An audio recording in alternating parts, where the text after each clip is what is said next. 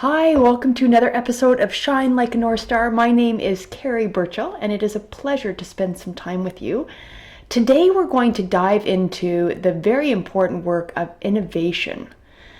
So, if I had a magic wand for the clients that I serve, I would sprinkle fairy dust to make this wish list happen for each and every one of them, which is innovation. Now, there's obviously a bunch of barriers that get in the way of innovation.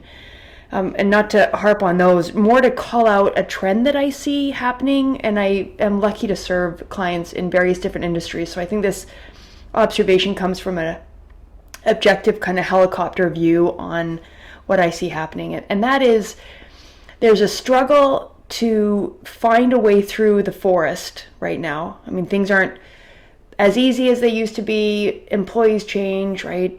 Supply chain, it's messy still. We haven't sort of found that equilibrium after the pandemic has sort of officially been called over. And the other side of that is our employees are demanding different things. So the actual economic environment has changed and our employees have changed. And we need to be innovative, yet the only sort of tools that we have to be innovative are the ones that we've already used. Right? So it can become problematic to innovate when I just grab those same old tools and I polish them off, or I grease them, or I make them work even better, I tune them up, and I try to use those same tools in the current environment now, and we sort of come up to this more friction.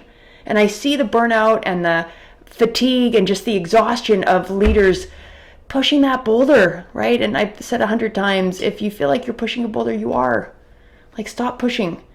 Which brings us to innovation. And I want to share this really interesting story of innovation and Dino's Pizza.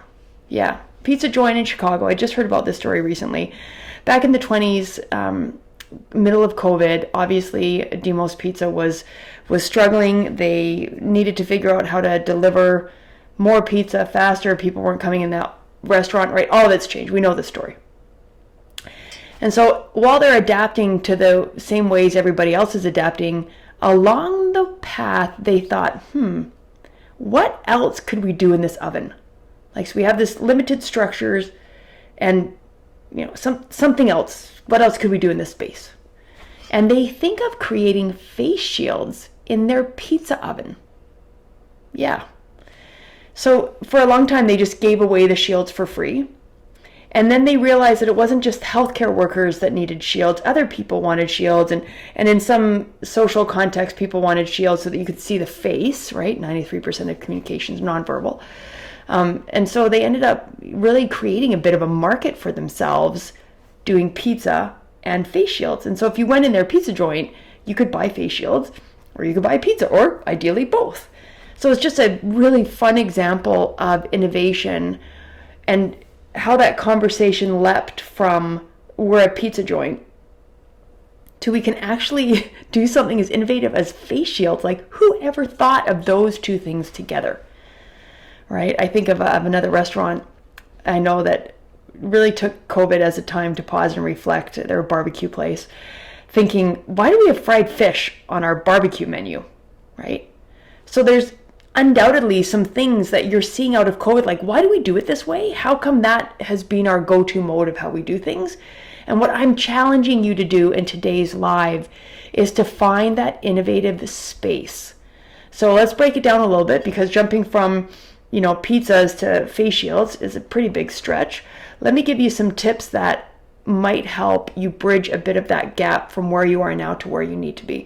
So some of the work that I'm doing with clients is really thinking through, what is the need that you see in the future, right? So not performance evaluation right now. What do we need to make the company meet their metrics? Because that sort of brings us to the same place of, like, what are the tools that we have and how can we make current employees use more of those tools better, right? This isn't about polishing and tuning up the tools and pushing them through more. This is really about saying, what do we need to have happen that isn't happening yet? And not from a deficit perspective, just from a future focus. Let go of what you know to be right and true. Just like the pizza joint had to let go of, we do pizzas. Like, yeah, we do that. And what else could it be? So what's the need the clients you serve, the people you love, the environment impact, whatever your stick is, right? The community you serve, the church group, the parenting, the whatever. What do you anticipate, and what is the need out of what you anticipate going to happen? Now, I'm not saying that we all need to be fortune tellers or anything else. I'm saying you have a sense of where things are going, how we're going to get there, why that, like, you just, you're a leader, you're thoughtful. So think about going to where we are going to end up. What do we need to get there? So that is not looking in the current toolbox you have, just an open brainstorming conversation with other leaders talking about that. I did this yesterday with the police department that I serve. It was really interesting because when I asked the sergeant group to identify what they needed themselves as they anticipate what was in the future, they could identify stuff that would help them. And they could also identify what they know that their patrol team needed to be able to move things forward, right? So you can see in the back of this, right, there is some succession planning thoughtfulness, but that's not the point of this. The point is to just first lean into this innovative conversation. And from there, we can get more granular and do the succession planning. So the first thing is, with the future in mind, anticipate the needs of that future, right? What do you know your workforce is going to need to be able to mitigate and manage that future space? The next thing is to crystallize expectations. So if we're going to meet those needs way out here, what are some things that you're going to expect out of employees, right? What are skills? And I think of skills like in two ways. One, the transactional part, right? The technical skills, like do A, you get B. And then the other side of that is also the transformational skills. So when we think about culture, engagement, things that impact turnover, retention, all those things that matter to us, right? So thinking first of identify the need and then crystallize the expectations along the way to meet that need. And this is just an organic conversation that probably happens over several meetings to really seed and think through. Let's let go of the toolbox. We'll still use the tools. We know they're there. More importantly, let's envision a future. What do we need to meet what we think is going to come down the pike?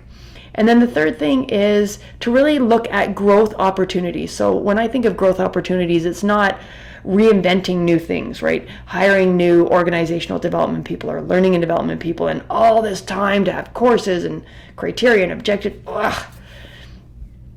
There is opportunity to grow right in front of you. So slow down and think through, what are some of those ways that we grow people in front of us? Is it simple shadowing? Is it spending 10 minutes with somebody just saying, hey, you're free, I'm free, let's look at how we revise this policy? Is it inviting someone into a hiring process that they're not normally a part of, right? It's exposing people to other roles, to other people's backyard that they normally wouldn't have exposure to. And then reflecting after to kind of go, hey, what was your takeaway from that? Growing other people can be, gosh, we just had a really challenging, stressful experience. It could be a crisis, it could be a negotiation, it could be a tough conversation with an employee, whatever the challenging thing is, right? Finding more ways to be productive. And then inviting each other into that conversation of, let's talk about what was going on in my head when we entered that challenging conversation. Here's how I prepared for it. Here's how I wanted it to go down. What did you see happening as you observe and kind of experience it with me, but not necessarily driving it? And over time, passing the torch so that your colleagues can also have an opportunity to be at the helm with then you processing and reflecting at their side, right? Guide on the side stuff. So innovation doesn't happen without, first of all, saying, what do we need? And then what are some expectations as we grow people into meeting those needs? And finally, how are we going to grow those people? Man, if I just had a magic wand, I would help you identify what your future is, help you figure out what the expectations are, and finally looking at those growth opportunities, not reinventing the wheel, not creating enormously new challenging ways of growing people. It's right in front of you when you slow down to see it, which is, of course, I know, hard to do. So You can check out more of my work at carrieburchell.com. I really would love to spend some time helping you figure out how you can shine like a North Star. Thanks for tuning in, and we'll see you next week on Shine Like a North Star.